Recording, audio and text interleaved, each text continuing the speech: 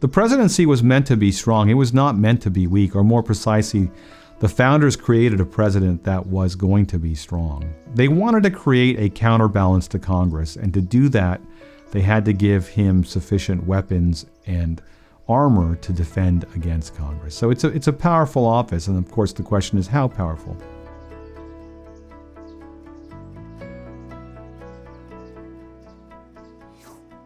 Article 2, Section 1 says the executive power shall be vested in the President of the United States.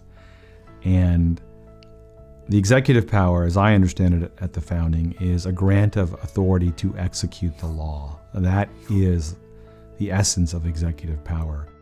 But it also includes other things that were related to law execution. The original presidency had authority over law execution, foreign affairs, a limited interstitial authority over foreign affairs, and authority over executive officers.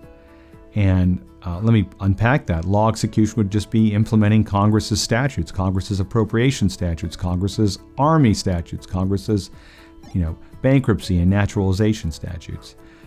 The foreign affairs authority was interstitial. The president can't declare war, but the president can do a whole host of things in foreign affairs that aren't specifically enumerated because of the vesting clause. He can tell American diplomats what to say to foreign countries. He can fire American foreign diplomats, even though there's nothing in the Constitution about that.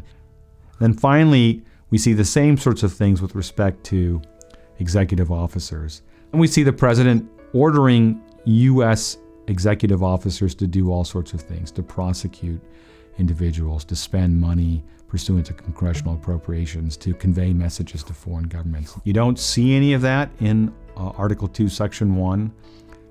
But it's common to grant a particular power and to understand that the readers will read that general grant in light of the shared experience about executive authority.